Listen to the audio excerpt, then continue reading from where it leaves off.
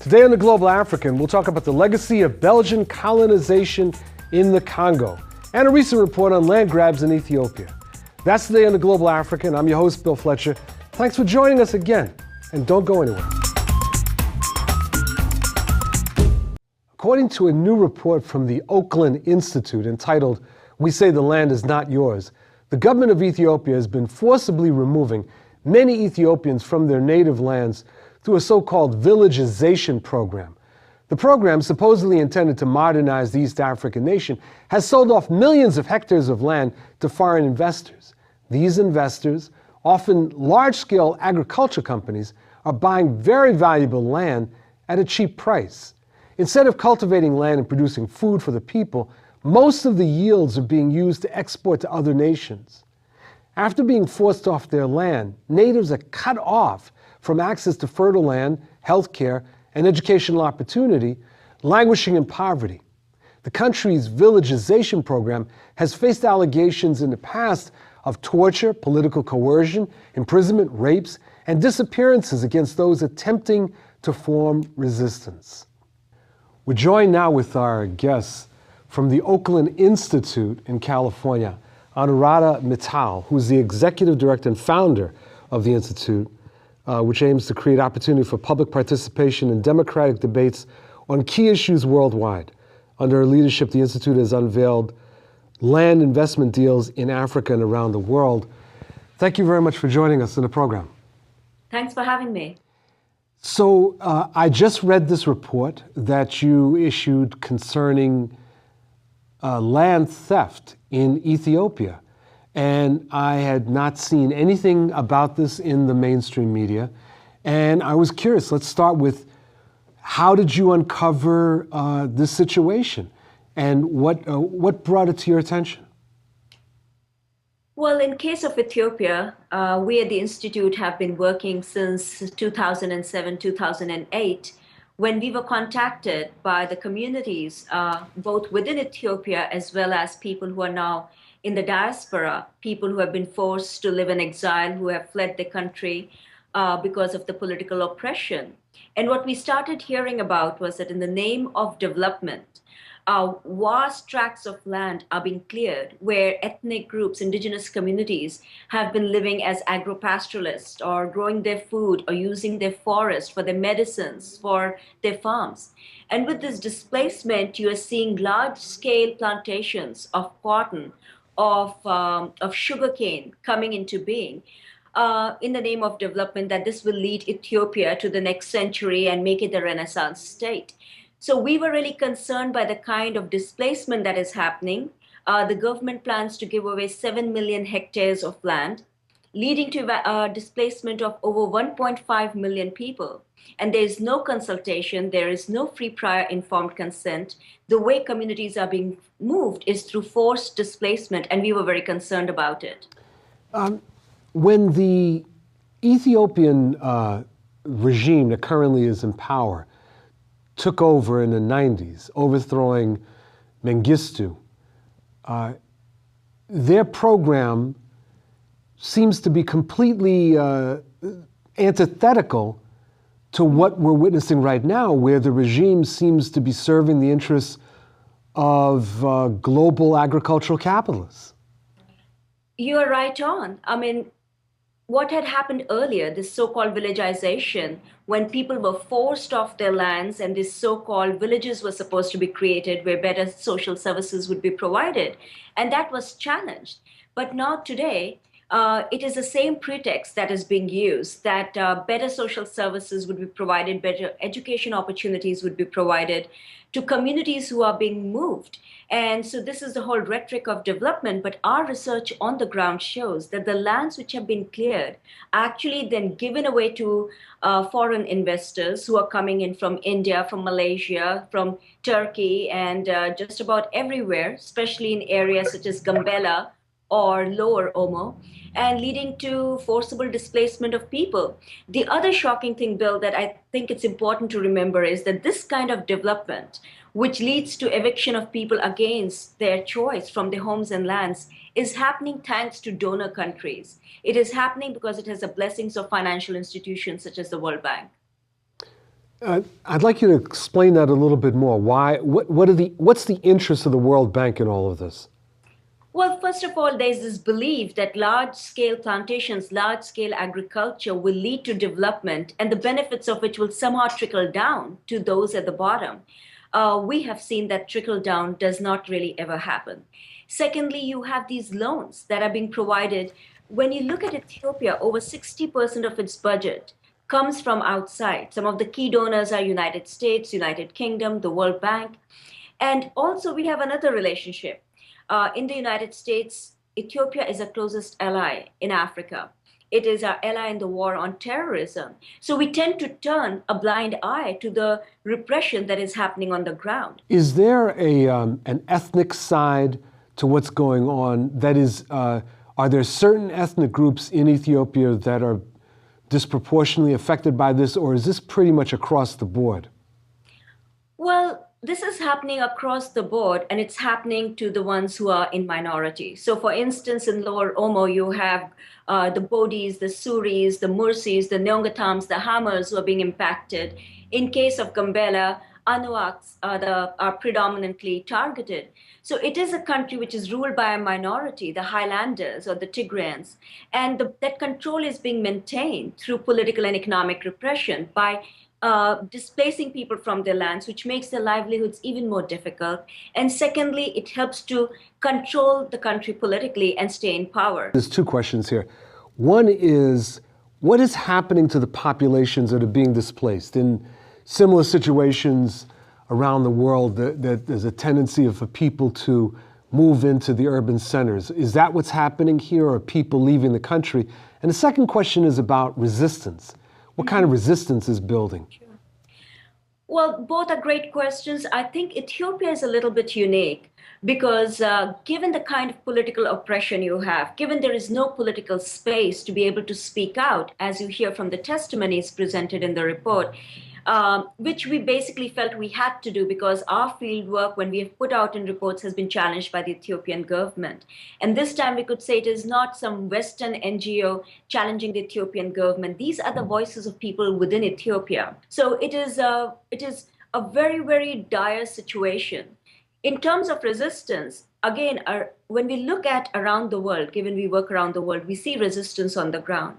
But it is pretty appalling in Ethiopia, again, because of the lack of civil society, lack of freedom of media, and the fact that you can be arrested, the fact that the Ethiopian security forces are not just arresting people within Ethiopia, but taking away people from Kenya and South Sudan who might have challenged government's policies. We are finding very little resistance on the ground. The resistance is more of having the courage to still tell groups such as Human Rights Watch or tell groups like the Oakland Institute what the reality is on the ground. So the resistance is of people who refuse to give up and refuse to move from their lands. And in return, they're facing persecution, they're facing arrest, intimidation, beatings. The prisons of Ethiopia are full of people who have challenged government's development strategy. Is there any sense of global support for the peoples that are facing these evictions, or are they pretty much on their own? Well, I think more and more of the world knows what is happening in Ethiopia. There are groups from International Rivers, Human Rights Watch, Oakland Institute, Survival International, who have been supporting the communities on the ground, who have been putting out information to inform and educate, for instance, the US Congress. Just recently, DFID, UK's development agency, stopped financing PBS, the Program for Basic Services, which was linked to the villagization scheme of the Ethiopian government. So this pressure from outside is resulting in kind of taking away some of the resources from the Ethiopian government that is financing and is facilitating displacement of people. But of course, a lot of work remains to be done. Because of our research, it was exposed by Channel 4 in Sweden that H&M was sourcing its cotton from Lower Omo. These plantations, which have come into being by displacing, indigenous agro-pastoralists from Lower Omo, and because of the pressure, H&M had to announce that they would not source cotton from Lower Omo. So I think it is very important to keep spreading the word, to keep educating, and to keep exposing that development strategy, which is based on denial of human rights, and not just denial, but abuse of human rights, cannot be a development strategy for any nation. Ms. Mittal, thank you very, very much. Thank you. Pleasure to speak with you. Absolutely. I look forward to it in the future. Same here. Take care. Bye-bye. Bye-bye now. And thank you for joining us for this segment of The Global African. I'm your host, Bill Fletcher, and we'll be back in a moment, so don't go anywhere. One of the greatest holocausts of the 19th century, indeed of all time, was the murder of more than 10 million Congolese, when the Congo, then known as the Congo Free State, was the personal property of King Leopold of Belgium. More than 10 million Congolese murdered in order to enrich this monarch of Europe.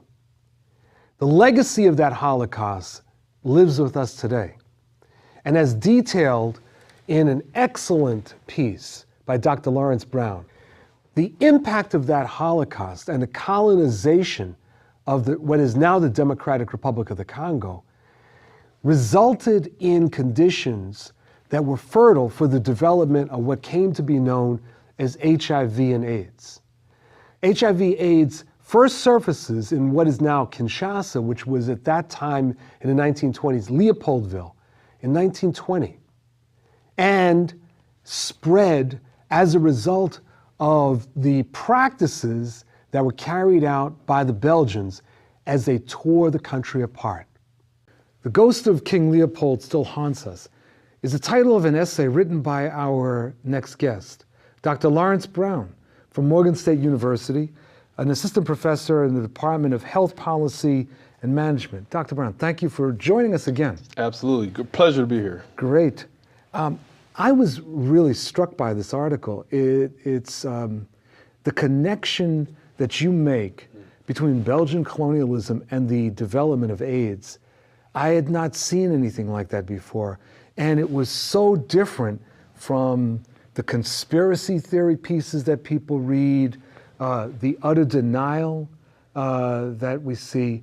What inspired you to write it? Absolutely. I, really had been doing a lot of thinking and studying around colonization and how that impacted health of populations and how enslavement, how these historical traumas impact the health of populations. So when I ran across this article that basically found the authors conducting a genetic analysis of the virus itself and tracking it down through this sort of forensic process to Kinshasa in the 1920s, I was really fascinated because I had been looking at the Democratic Republic of Congo and its history. And so when I ran across the article and I began to read it, I noticed the word Belgium really didn't come up in the article at all. And I was familiar with Adam Hochschild, King Leopold's ghost, yes, and the story of how King Leopold and his force publique, this military regiment, had brought such terror and devastation to the Congolese populations, killing up to 10 million of the Congolese people, that I was really fascinated by the sheer absence of the mention of Belgian colonization. So that got my mind to thinking, and I decided I needed to write something to sort of help people understand how the social determinants of health would have impacted the development and the ignition of HIV.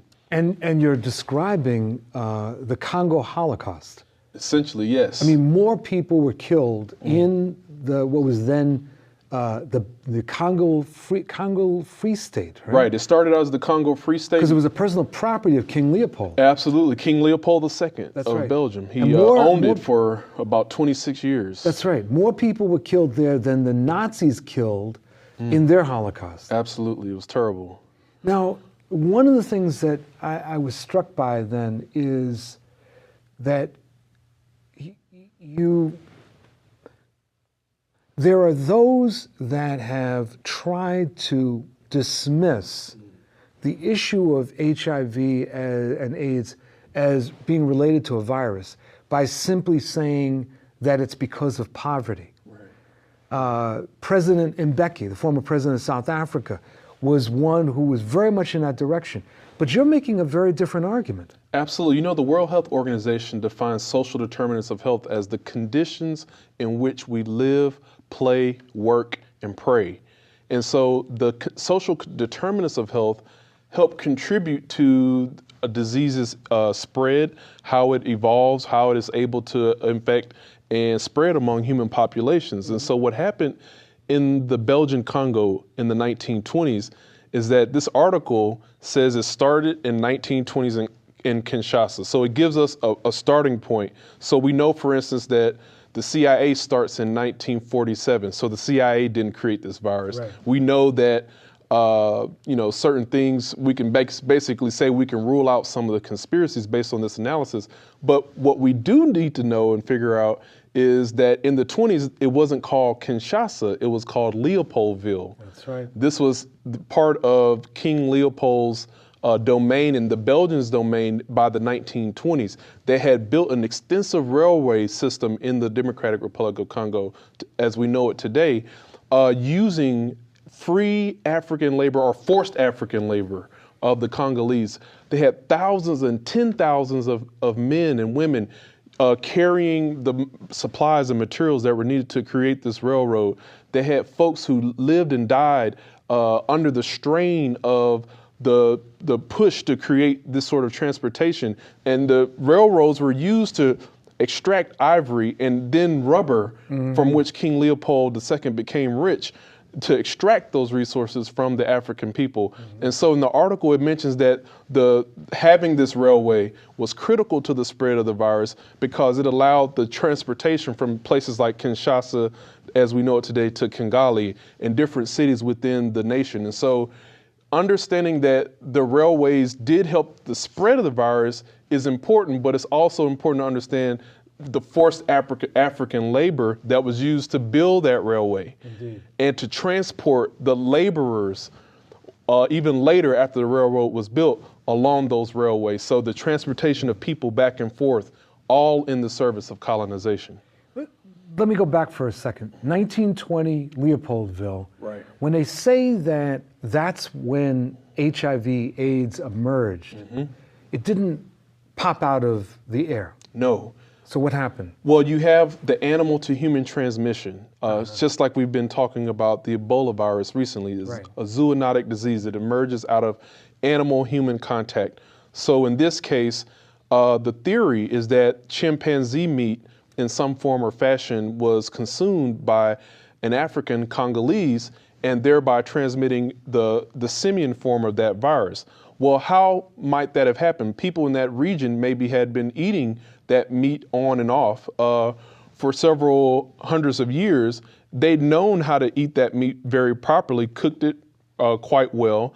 But under the conditions that the Belgians were putting the Congolese under, they totally disrupted the Congolese food supply to such that witnesses say that laborers were starving because they couldn't grow their own food. So now they're importing food from Belgium. They're importing food so that the Congolese can eat other people's food to survive, but they're sending them into the forest to go and extract rubber down from the vines. They're sending them into the forest, and folks have to climb up the trees to extract this rubber from the tree, many of them falling asleep and dying or injuring themselves in the process. And so in this environment of extreme hunger, I could see someone saying, I don't have anything to eat right now. Maybe there's a dead chimpanzee somewhere. I'm going to take that and not cook it properly because I'm so hungry under these conditions. And then you have the transmission from animal to human in this case.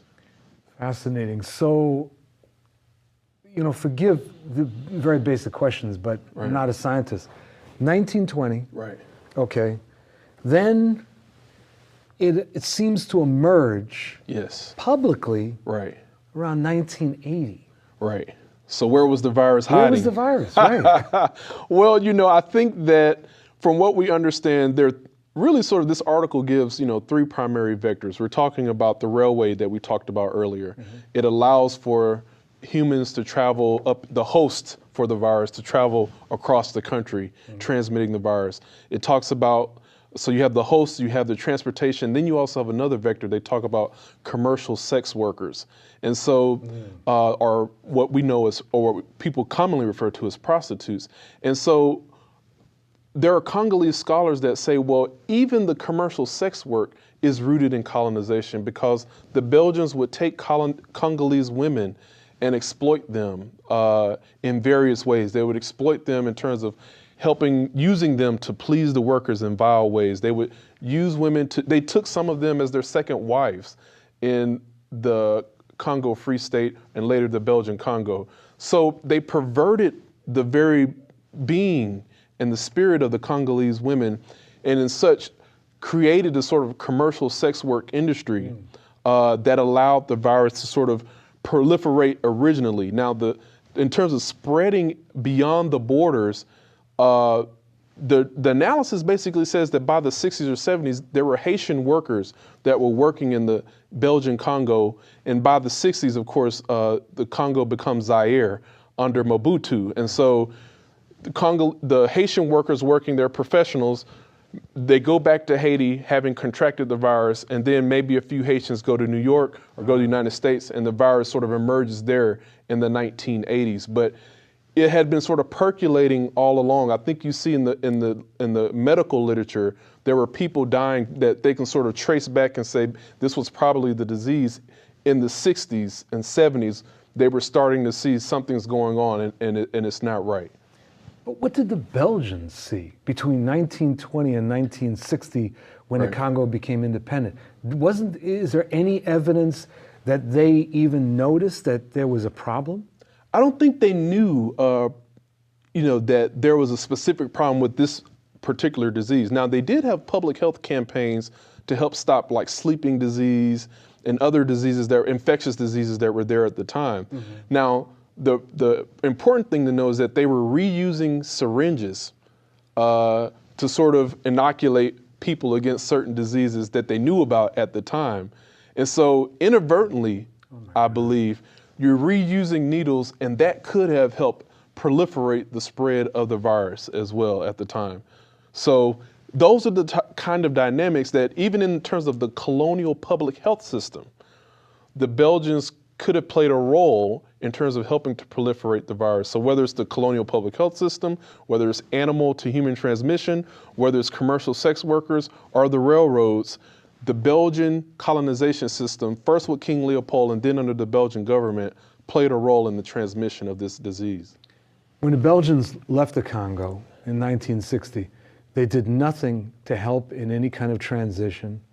They were trying to actually balkanize the Congo, as you know, the whole fight around the Katanga province and trying to separate it off. There's no indication that there was, I'm assuming that there was no indication of any effort to deal with any medical issues when they moved out.